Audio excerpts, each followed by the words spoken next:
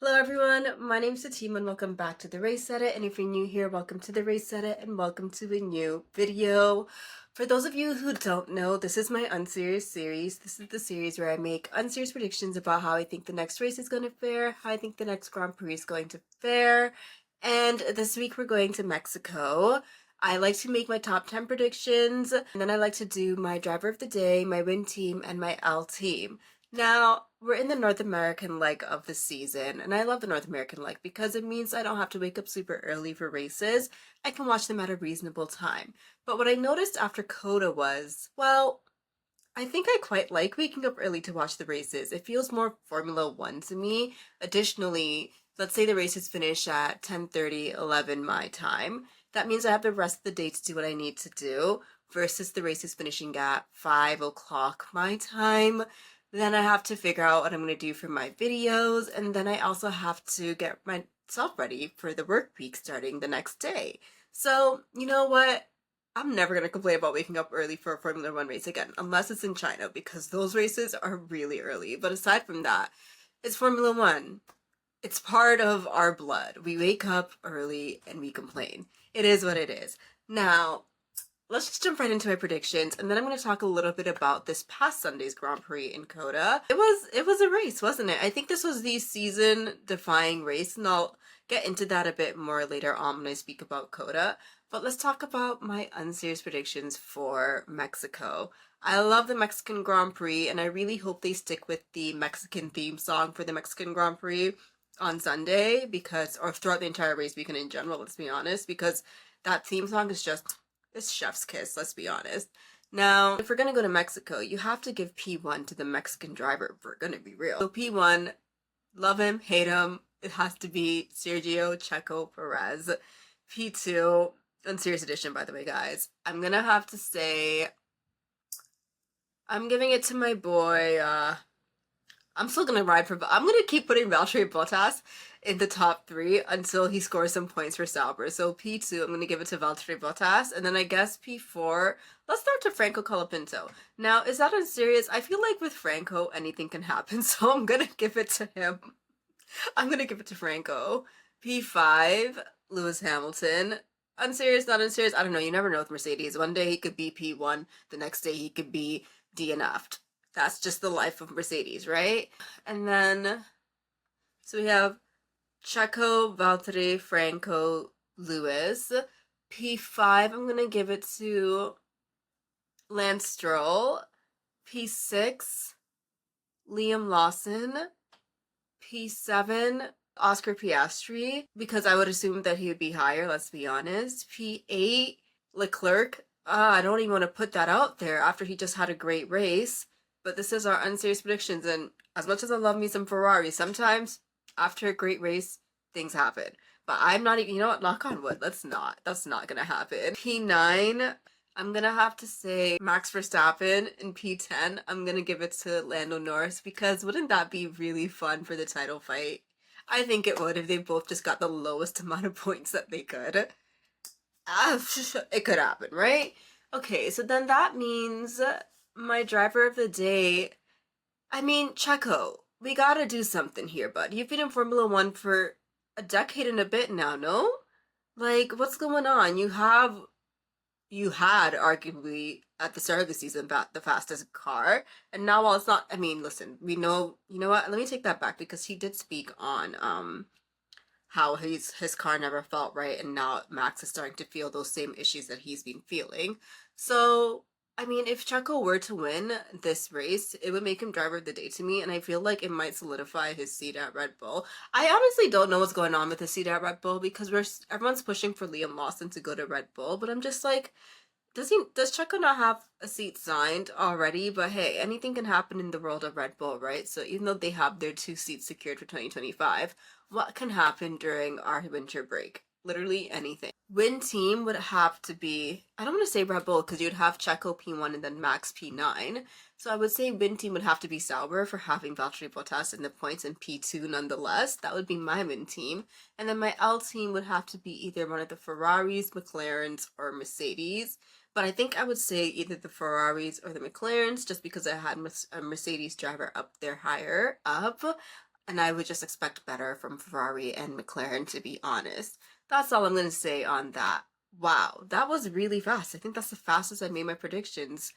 I'm really shocked. I want to talk about COTA for a minute. I mean, I honestly don't have too much to say about that race. I think it was actually a pretty good race. I'm really proud of myself for sticking it out, because typically after there's a Hamilton DNF, or if something happens and he doesn't finish the race, I tap out. This time I didn't. I said, you know what, I'm gonna stick it through and I'm gonna watch the entire race. You know, because I'm a Formula One fan or whatever. I'm kidding. No, but luckily Lewis Hamilton does. You know what? Let me not speak into existence. I'm gonna keep my mouth shut. But you know, I think you know where I was going with that, and we're just gonna keep it there. But yeah, I think it was overall a good race. I think from the midfield to the back of the grid to the top of the grid, everyone was just having a great time. I'm just speaking on some things that stuck out for me. Why I said earlier that I think it's the season defying race is because obviously there's that controversial penalty that Lando Norris got with the 5-second penalty towards the end of the race, when he was racing against Max. That controversy aside, I think that Lando had many opportunities to get the job done when it came to overtaking Max, and he kept pulling the same, going around the outside, when obviously, okay, if it doesn't work the first time, sure, let's try it again. It doesn't work the second time, maybe let's try something different. The third time, I mean, I think that's on you, but I'm not gonna lie. I'm just saying, and I think that Max did what he needed to do to ensure that he got ahead of Lando. And yeah, there's that controversial penalty because Lando did end up overtaking him, but I honestly think, I mean, maybe I need to look back on it. If there was even a possibility of Lando getting a 5-second penalty, even though McLaren was so sure and they were sticking to their guns, but the minute it was noted, just give the position back and get him. I mean, there was not enough laps left, I guess, but you clearly had the faster car, and I think he could have got it done. That's just where I'm at with that. So, I don't know. I just feel like every time when it comes, I mean, now that he's actually in a title fight, he is racing him a bit more, but in the trajectory, in his career, shall we say, whenever whenever Lando was racing against Max, it wasn't really a race. He would just let Max dog walk him, essentially, if we're gonna be real. And like, I just feel like, and I'm so sure he's sick of hearing this. I would be sick of hearing this. People saying, does he have it in him? Does he have it in him? I mean, I don't know if, I don't want to say he doesn't have it in him, but I don't think, I don't want to, I couldn't confidently say that Lando has it in him. I genuinely couldn't. I couldn't confidently, because it's just the pattern has continued over and over again at this point. And that's where I stand with that. I think this race was the championship defining race, and I'm curious to see. I think this weekend in general, like, was a championship defining weekend. And I think that's how the season's gonna end off, when it's gonna come to like it could honestly come down to like a 3-point swing. It could really come down to a 1-point swing where where Max wins. And listen, yeah, with the way the Ferraris are moving, Lando can't afford to not get P1 in each race, and he's already lost 6. He's already lost this one. Now there's 5 more races to go, and Ferrari's pretty good at what they're doing. They came, no updates, no nothing. They said, we're gonna stick with the package that we have and the package that we know, and they got a 1-2. That's insane. So it's gonna be a tough one. If I know there's a title fight, but honestly, is there a title fight, guys? Because I don't think so. I think we're having an exciting season. I do think we're having an exciting season, and there is a possibility that Lando could catch up. But to the point in 5 races where he's gonna take the championship away, I just don't know. Unless something absolutely diabolical happens where Max DNFs for like the next 3 races, and Lando wins the next 3 races, then sure, maybe. But I don't know. That would be crazy. It's an interesting one, this Formula One sport. It really, really is an interesting one. Every time I think something's gonna happen, it ends up going left instead of right, and there's not much more I can say about it. I just know we've had a really good season so far, and it needs to continue that way, and I honestly don't have much to say on Mercedes. I think I made my peace with them, and I think that's what it is. We've had a great run. I would hope to have the next 5 races be a wonderful a wonderful time for them and Lewis and George and for the team in general, because you're coming to the end of a 10-year, pretty much 20 something year partnership if we're gonna be real. And I would hope that it ends off on a high note and not a low note like it's ending right now. I personally, that's not, I don't want to be, listen, I try not to be a conspiracy theorist, but every single time I'm just like, it's just so in your face. It's hard not to see. And like, obviously there's gonna be people who are like, you're just cult LH. You guys are just, I'm like, yeah, but like, read the room. You know, it's there's just too many. Yeah, I'm not gonna get into it, but you guys already know where I stand on that. It was a terrible race. It was a terrible weekend for Mercedes in general. The fact that George was even able to bring it to P6 is a huge feat, and I'm really happy about that. Like, go George, yay, you know? But aside from that, that's where I stand with Mercedes. I made my peace. That's all I have for you guys for today. Again, I'm so sorry. I'm recovering from a cold, so I'm pretty low energy, but we're getting there. Thank you all and have a wonderful, wonderful day. I do want to say also, sorry, I know I keep trying to end this video and then something else comes up. I think I'm gonna be changing up my content a bit because I'm just not exactly happy with what I'm producing. I think there's an idea of where I want my videos to go, and I've been holding back because I'm just like, well, this has kind of been working for now, and I do like the content that I'm producing. I just think I want to change it up a bit, and I feel like I've said this and I've hinted at it many times in some of my other videos. But obviously I will still be making Formula One content. This is a Formula One channel through and through.